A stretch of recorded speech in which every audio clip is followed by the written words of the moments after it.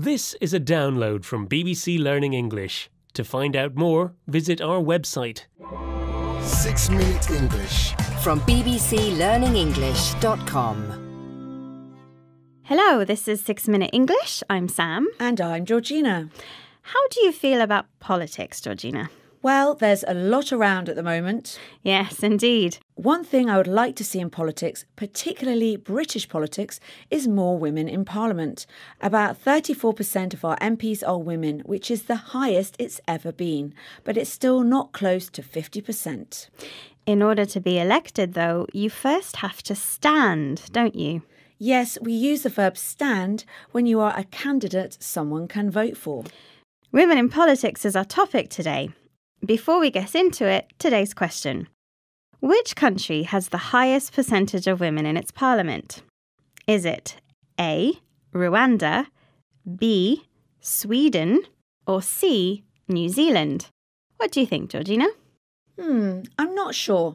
I know New Zealand was one of the first countries to allow women to vote, and they currently have a female Prime Minister. But I think it's actually an African country, so I'm going to say Rwanda. OK, we'll see if you're correct at the end of the programme. There are a number of projects in the UK at the moment trying to get more women interested in standing for Parliament. One of these is the campaign Sign Up to Stand from an organisation called 50/50 Parliament.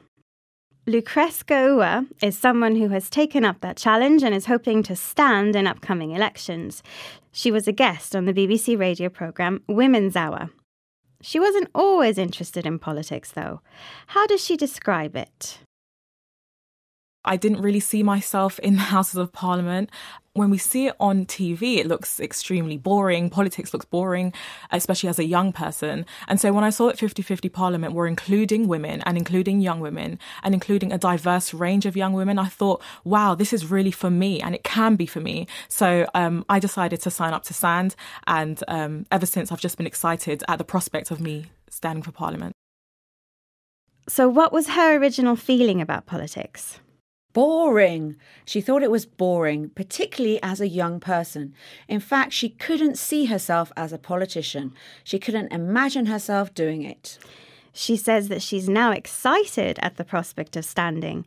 What does she mean by that? The prospect of something is the possibility of something.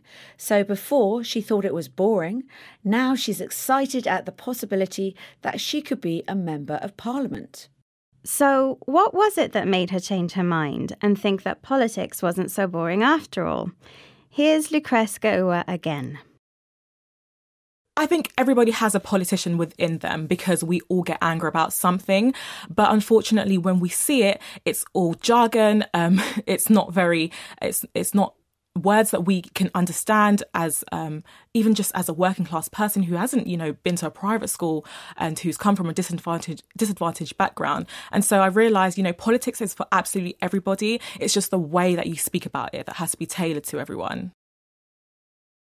One of the things she didn't like about politics was the jargon. Well, no one likes jargon, do they? Jargon is the very specific language and vocabulary relating to a particular profession. Inside the profession, people know what it means, but from outside, it can seem very complicated and confusing. Lucrece said she came from a disadvantaged background. This means that when she was growing up, her family didn't have very much money, and that made life and study very difficult.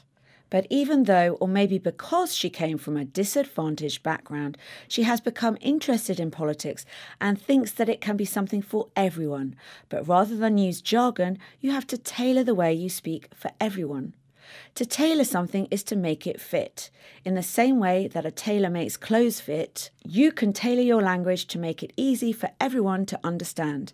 And one way to do that is to cut out the jargon.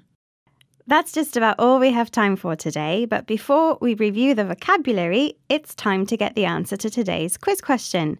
Which country has the highest percentage of women in its parliament? Is it A, Rwanda, B, Sweden, or C, New Zealand? Georgina, what did you say?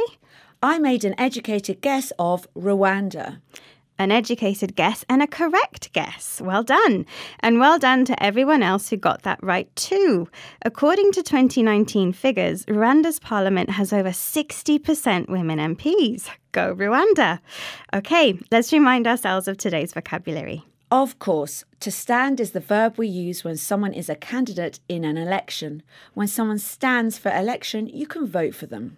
If you can see yourself as something, it means that you can imagine yourself doing that thing. The prospect of something is the possibility of something. So, for example, the prospect of becoming an MP is something that excites Lucrece. Something that we all hate, except when we use it ourselves, is jargon. Words and language that are very specific to a particular job and which are difficult for people outside that profession to understand. People who grow up without enough money and without access to education can be said to come from a disadvantaged background. And finally, to tailor something is to change it to make it suitable for a particular purpose. So, for example, if you want to make politics accessible for more people, you have to tailor your language and cut out the jargon. Indeed. Well, it's time for us to go now, but do join us again soon. Bye for now. Bye! 6 Minute English From the BBC.